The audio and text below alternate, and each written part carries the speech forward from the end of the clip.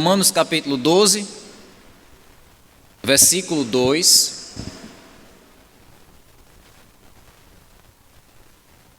Nosso texto bíblico diz assim,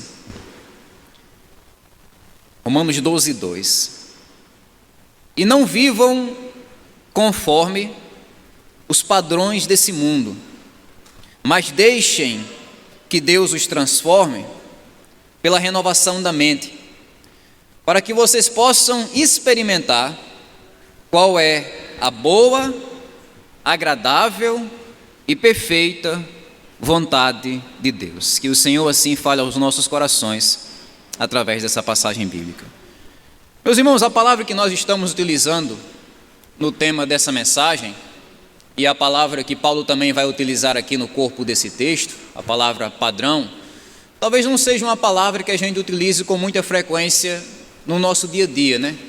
Eu acho que tirando aqueles aqui que trabalham com programação virtual, contabilidade ou engenharia, o restante de nós talvez nem se lembre a última vez que a gente utilizou essa palavra na nossa boca, a palavra padrão. Mas por mais que essa palavra não seja uma palavra tão presente na nossa boca, é uma palavra muito presente no nosso dia a dia. Isso porque as coisas dessa vida, as coisas com as quais lidamos no nosso dia a dia, elas sempre estão organizadas dentro de um certo padrão. Os padrões são inevitáveis. Se a gente olhar, por exemplo, ao nosso redor, a gente olha padrões para todo lado. Nós vemos um prédio que foi construído num determinado padrão, na maneira como as paredes foram erguidas, espaçamento das janelas, teto, chão. A gente olha para bancos que estão organizados num determinado padrão, não é que está um virado para lá, outro para cá, não, eles estão organizados num padrão, caixas que foram posicionadas num determinado padrão, roupas que nós estamos utilizando que atendem um certo padrão de formalidade e por aí vai. Se a gente olhar também para a nossa própria vida, o nosso dia a dia, o nosso cotidiano, a gente vai ver que a vida da gente é cheia de padrões. A gente tem um padrão por horário, eu levanto tal horário e durmo tal horário. A gente tem um padrão para alimentação, eu merendo isso, eu almoço aquilo, eu janto aquilo. A gente tem um padrão para o nosso orçamento, eu posso gastar com isso, eu não posso gastar com aquilo, o famoso padrão de vida, né, como a gente costuma dizer, e por aí vai, tantos outros padrões que nós utilizamos no nosso dia a dia. Então, quer conscientemente ou inconscientemente, a nossa vida sempre está funcionando com base em certos padrões. E amados, isso não se aplica apenas à nossa vida material, como vemos aqui fora. Isso se aplica também à nossa vida espiritual, à nossa vida interior. Porque se você olhar não só fora de você ou em você, mas também dentro de você, o que você vai ver aqui é um coração que funciona de forma padronizada. Todos nós temos um padrão espiritual para viver. Todos nós temos uma organização espiritual aqui dentro que está bem definida na nossa vida. Todos nós estamos fixados em certos pensamentos, em certos medos, em certos sonhos, em certas tristezas, em certos anseios, em certas vontades que ditam não só o que a gente sente aqui dentro, mas que ditam também o que a gente faz aqui fora. Porque todo ser humano, ele tem um padrão espiritual para viver. Todo ser humano tem.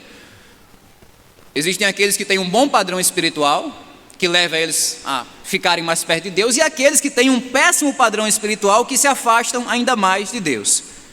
Quando Paulo escreveu essas palavras que a gente acabou de ler aqui, ele estava falando justamente sobre esse grupo de pessoas que adotam para as suas vidas um bom padrão espiritual. Ele estava falando, como está escrito no versículo anterior, no versículo 1, sobre essas pessoas que se entregaram totalmente de corpo e alma a Deus, por causa da misericórdia que elas encontraram no Evangelho, e agora vivem um padrão de vida, um padrão espiritual diferente. E o alvo de Paulo aqui é mostrar para essas pessoas que já se entregaram totalmente a Deus, como cada crente aqui fez dessa manhã, é mostrar como deve funcionar o interior e a vida desse crente. Ele está mostrando aqui o jeito certo de vivermos um padrão espiritual abençoado, de vivermos um padrão espiritual saudável na nossa vida cristã. O jeito certo da gente enxergar, pensar, valorizar e se comportar nessa vida, nesse mundo mau. A primeira coisa que o apóstolo Paulo vai destacar aqui no texto, no início do versículo, é que o padrão do cristão leva ele, primeiramente, a abandonar o mundo. Abandonar o mundo. E não vivam conforme os padrões deste mundo. É como Paulo abre a sua fala aqui dizendo nesse versículo. É importante a gente enfatizar, logo de início, que esse mundo que Paulo está falando aqui não é o mundo físico que a gente conhece como o planeta Terra. Não é esse mundo que Paulo tem em mente. Ele não está dizendo aqui que o crente ele tem de vender a sua casa aqui no planeta Terra, se juntar a Elon Musk e comprar uma casa lá no planeta Marte. Ele tem que se mudar de planeta, se mudar de mundo. Não, não é um mundo geográfico, não é um mundo material. Ele está falando aqui sobre um mundo que é espiritual. O que Paulo tem em mente aqui, o tipo de mundo que ele menciona, é esse sistema de valores sem Deus que dita a dança da nossa sociedade. O mundo que Paulo tem em mente aqui é essa organização diabólica das ideias, dos comportamentos e dos desejos de uma sociedade ímpia, de uma sociedade cega, de uma sociedade sem Deus. É a gente não se adequar aos padrões, como em outras traduções dizem, dessa era, desse século, desse sistema de valores completamente corrompido. Dessa bússola quebrada que sempre está apontando para as pessoas caminhos que arrastam elas cada vez mais para longe de Deus. É tanto que esse tipo de mundo que Paulo menciona aqui, como ele vai dizer mais tarde, lá em 2 Coríntios capítulo 4 e versículo 4, esse mundo aqui que Paulo fala, ele é governado, regido por quem? Pelo próprio diabo. Ele vai dizer em 2 Coríntios 4,4 que Satanás ele é o Deus desse século, o Deus dessa era, o Deus desse mundo. Geralmente a gente escuta na linguagem bíblica, Deus como Deus do mundo todo, né? Do Senhor é a terra e a sua plenitude e o mundo e os que nele. Mas nesse caso aqui, esse tipo de mundo diabólico, sujo, imoral, desnorteado, desvirtuado, ele é governado, regido pelo próprio diabo, pelo próprio Satanás. É o diabo que está desenhando, escrevendo e apontando qual vai ser o roteiro, a agenda, as práticas, as culturas, a mentalidade, os valores, as normas e a direção de vida que essa sociedade sem Deus vai seguir a todo custo, como uma manada sem visão e sem direção. E é assim que nascem os famosos padrões mundanos, né? Um padrão financeiro mundano, como a gente vê lá fora, onde o dinheiro ele é buscado e idolatrado acima de tudo. Um padrão romântico mundano, como a gente vê nos filmes, nas séries, onde o sexo ele é permitido, seja fora do casamento ou antes do casamento, tanto faz. Um padrão verbal mundano, onde os palavrões são só expressões. Um padrão emocional mundano, onde a raiva e a vingança, muitas vezes, ela é justa, ela é legítima, ela é justificada. Um padrão sexual mundano, onde você escolhe o seu gênero, você escolhe seu sexo, se você é homem, mulher, um cachorro, um gato, um passarinho e por aí vai. Sabe, são esses padrões mundanos que vem desse mundo completamente corrompido. É isso e muito mais que o apóstolo Paulo tem em mente ao dizer: não sigam os padrões desse mundo. Não vivam do jeito que esse mundo funciona. Não vivam essa mentira de procurar a identidade de vocês e a alegria de vocês longe de Deus. Não vivam um estilo de vida sem Deus. Como Paulo diz aqui, esse é o tipo de padrão que não só está lá fora, não é que está distante da gente. Esse é o tipo de padrão, como ele explica aqui, que sempre está pressionando o cristão. Isso porque, meus irmãos, quando Paulo diz assim, como talvez esteja na sua tradução, quem tiver com a revista corrigida, por exemplo, quando ele diz assim, para o crente não se conformar com esse mundo, como está na corrigida, o que ele está falando? Está falando literalmente sobre uma forma, a mesma forma que você usa lá na sua cozinha, quando você vai fazer um bolo. Você pega a massa, empurra naquela forma, aquece e aquela massa sai do mesmo jeito do desenho daquela forma. A mesma coisa acontece com o crente. É como se todo dia o crente estivesse sendo imprensado, pressionado, aquecido. É como se todo dia a gente estivesse sendo empurrado para dentro de uma forma completamente mundana. Todos os dias eu e você nós estamos sendo tentados a viver como esse mundo vive, a pensar como esse mundo pensa, a falar como esse mundo fala, a assumir o formato mundano. É a pressão da secularização, a pressão de uma era e de um sistema maligno e sem Deus que está tentando nos fazer semelhantes à sua própria imagem. É essa atração sedutora desse mundo caído que quer nos fazer iguais a ele. Meus irmãos, a gente não pode ser ingênuo nesse ponto. Sabe uma das grandes mentiras que a gente cai nesse assunto? É achar que o mundo está apenas nos observando. O mundo não está só observando a gente, o mundo está atacando a gente. Seu sistema de valores não está lá, tá, ele é crente agora, né? Ele é crente, deixa ele aí. Ele vai viver agora, não fica no nosso lado, ele fica... Não, Paulo fala sobre esse mundo como um mundo que está em modo de ataque, um mundo que está atacando a gente, tentando nos desenhar a sua própria imagem, tentando nos fazer iguais a ele. Um diabo que está utilizando todos os recursos mundanos que ele tem para fazer a gente viver padrões mundanos. A estratégia dele é variada, muda de crente para crente, mas a finalidade é a mesma: fazer a gente viver um padrão de vida mundano. Ele chega para o marido, chega para a esposa e diz que esse negócio de fidelidade é besteira. Você pode se envolver numa aventura romântica. Ele chega para o filho adolescente e diz: você é um trouxa, porque você está com essa ideia de ser crente na sua escola, na sua universidade.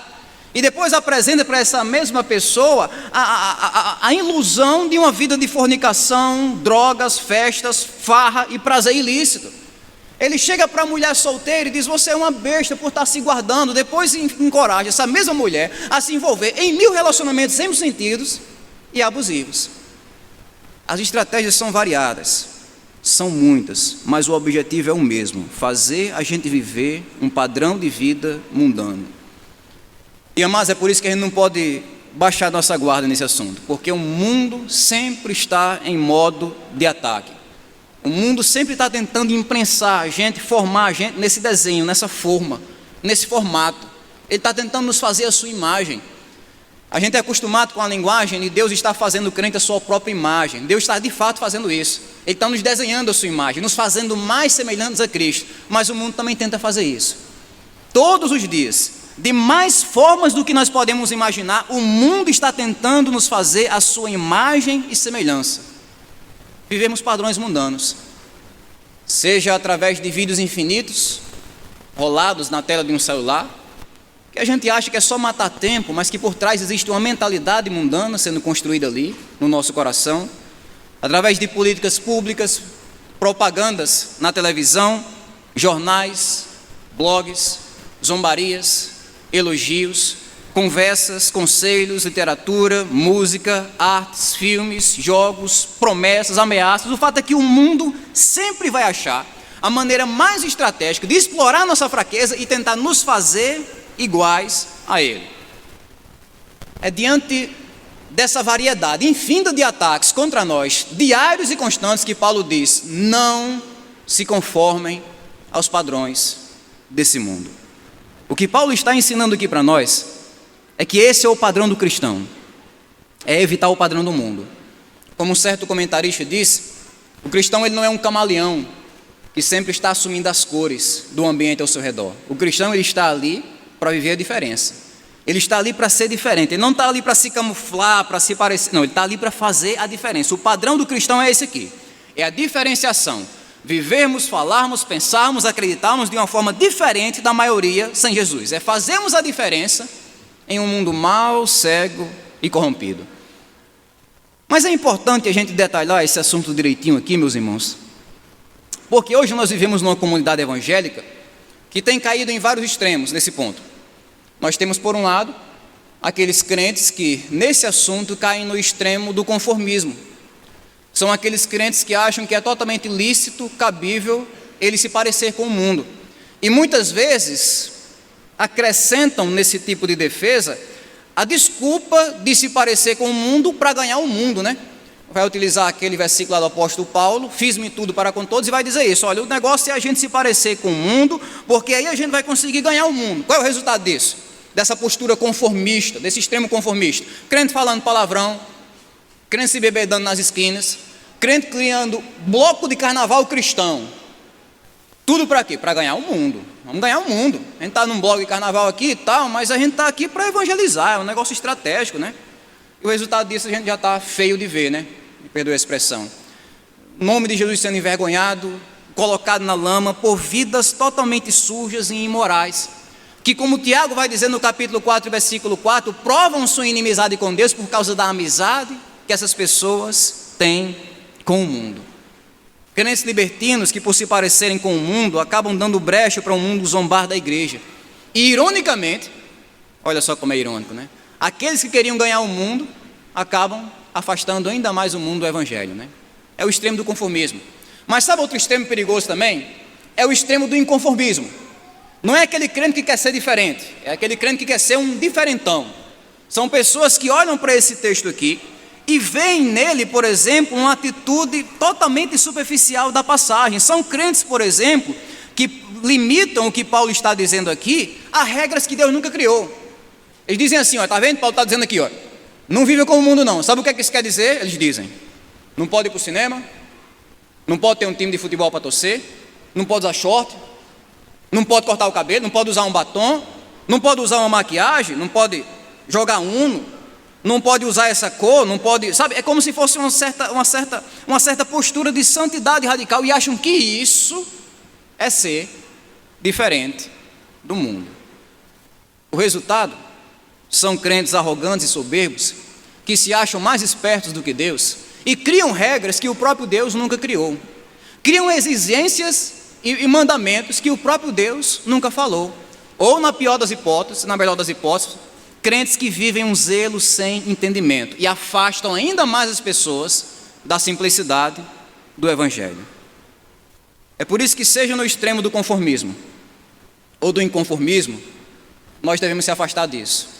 O meio termo do que Paulo está dizendo aqui, o que é? Não é a libertinagem de você mergulhar no mundo, ser igual ao mundo. Demas fez isso, se deu mal, abandonou a esperança do Evangelho, como Paulo disse.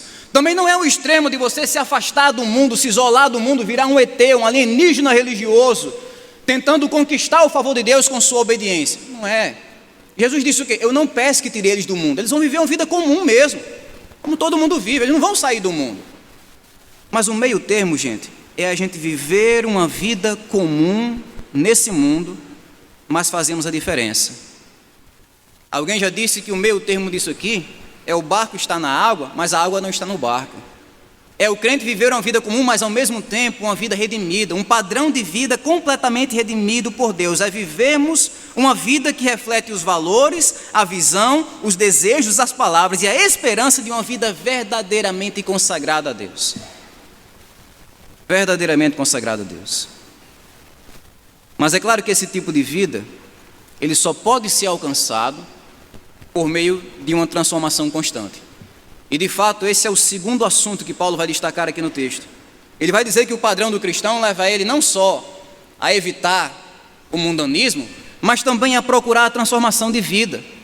Ele diz assim no versículo 2 da parte B, mas deixem que Deus os transforme.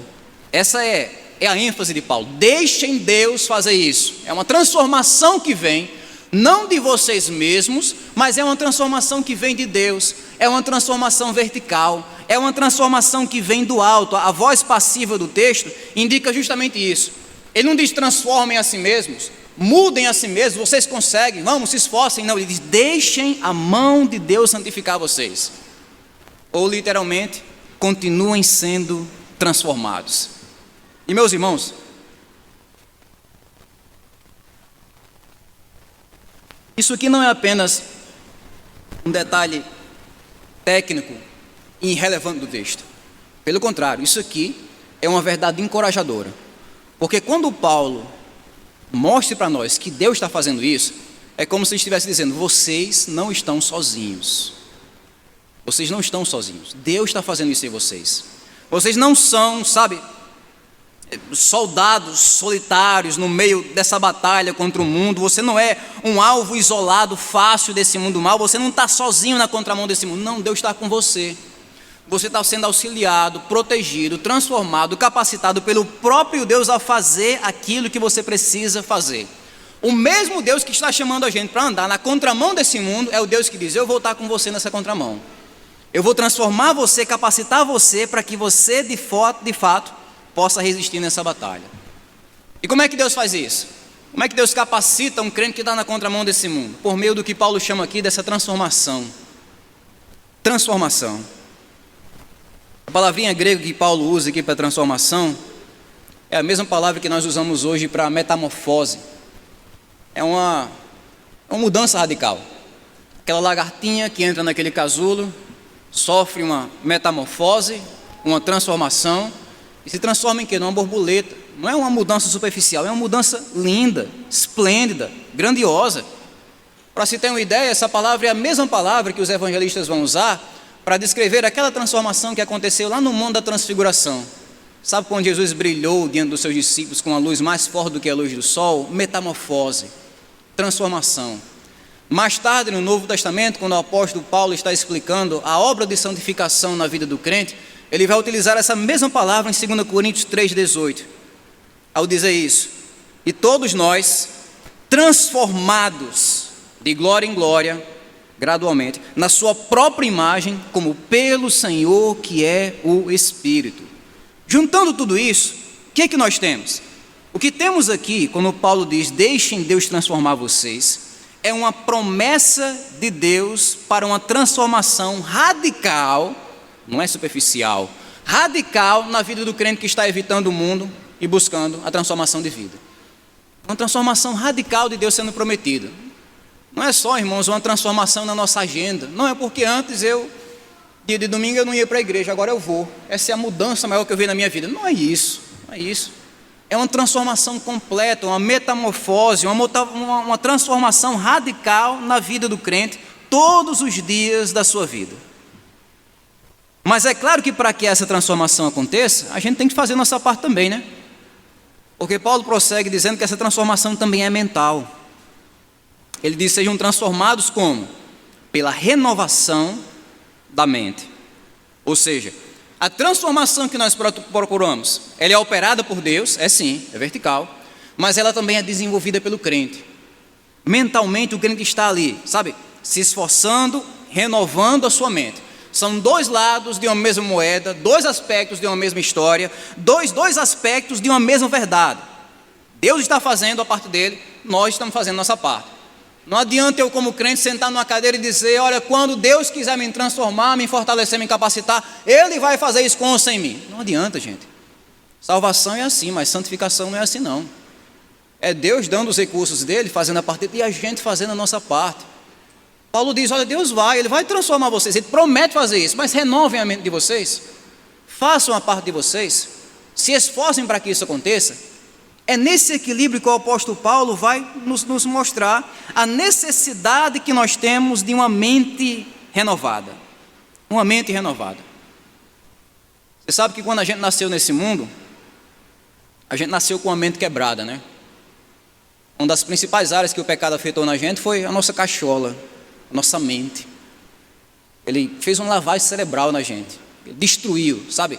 Toda a forma de pensar que Deus criou, as motivações que Deus colocou lá no nosso coração, o desejo, a alegria, tudo que Deus colocou lá no início, o pecado destruiu, amassou. Como um vírus corrompe um sistema de computador, ele quebrou tudo. A nossa mente ficou uma mente quebrada, com pensamentos, entendimentos, desejos, que não tem nada a ver com Deus.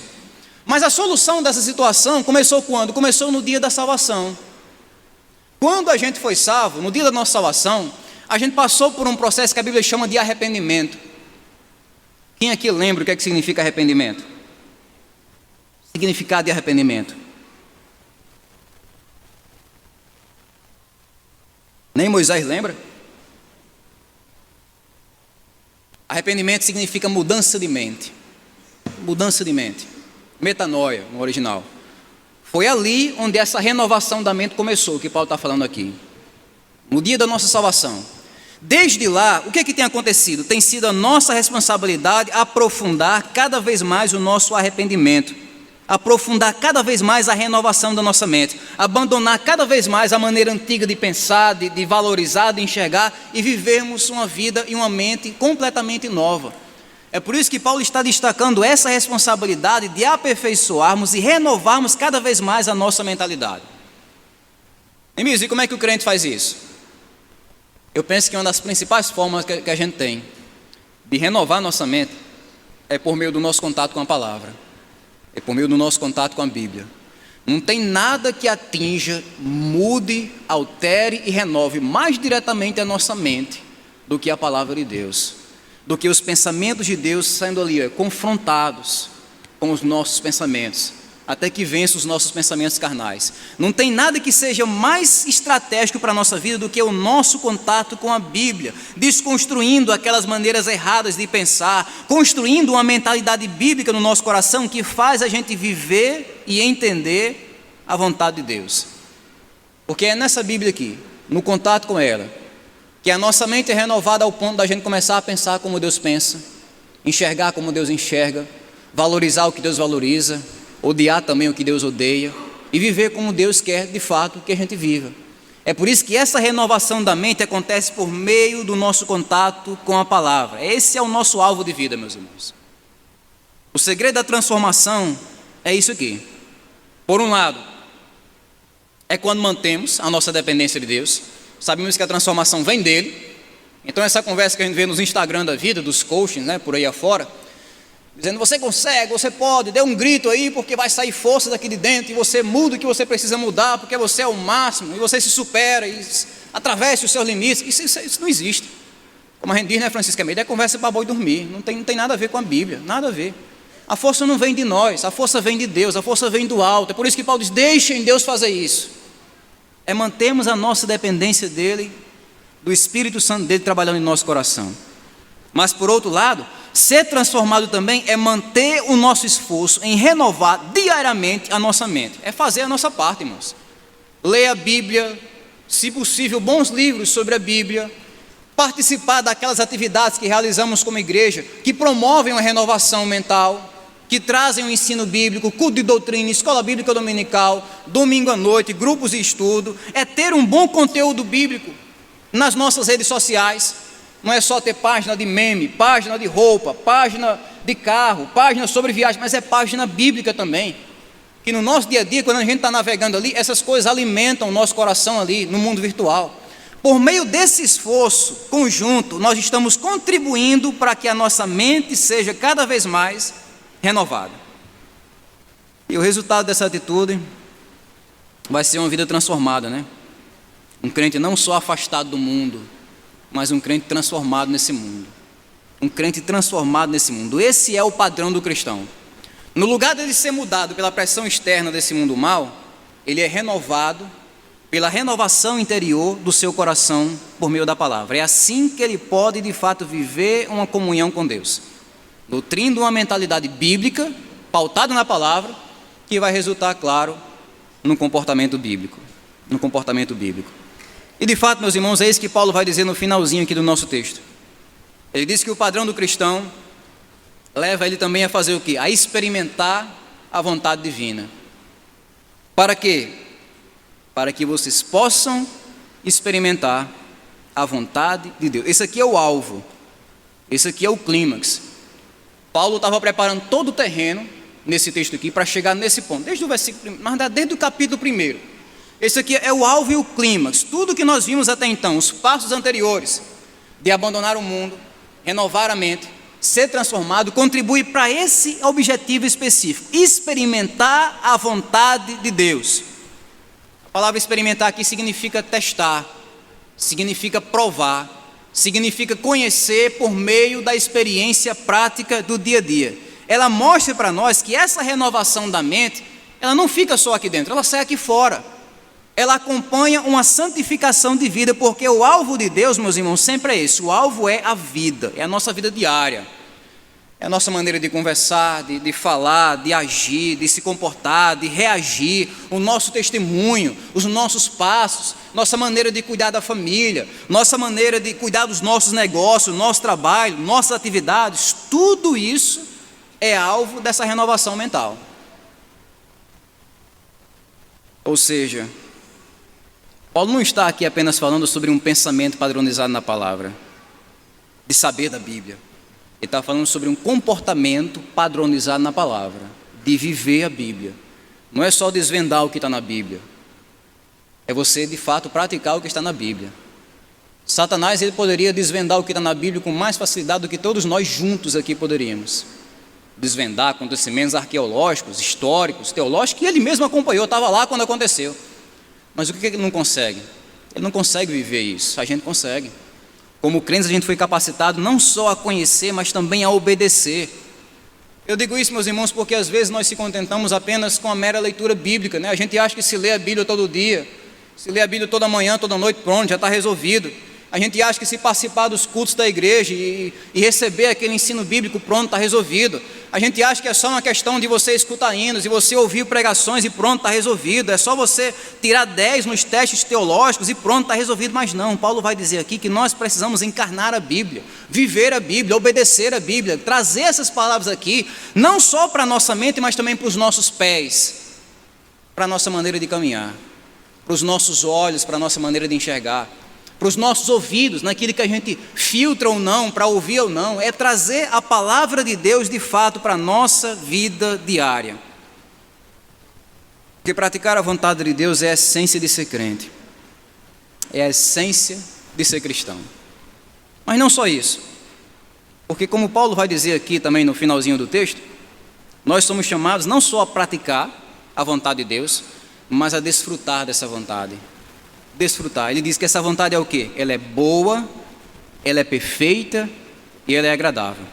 É como se Paulo estivesse dizendo que a experiência de um crente obediente a Deus não é uma experiência de tortura, onde Deus pega os mandamentos assim e vai torturando o crente, e o crente sofrendo, eu não quero viver isso aqui, eu não quero ser esse tipo de pai, eu não quero ser esse filho, eu não quero ser esse marido, eu não quero ser esse crente, eu não quero ser esse amigo. Não é que o crente está sendo ali torturado pela mão de Deus, pelo contrário.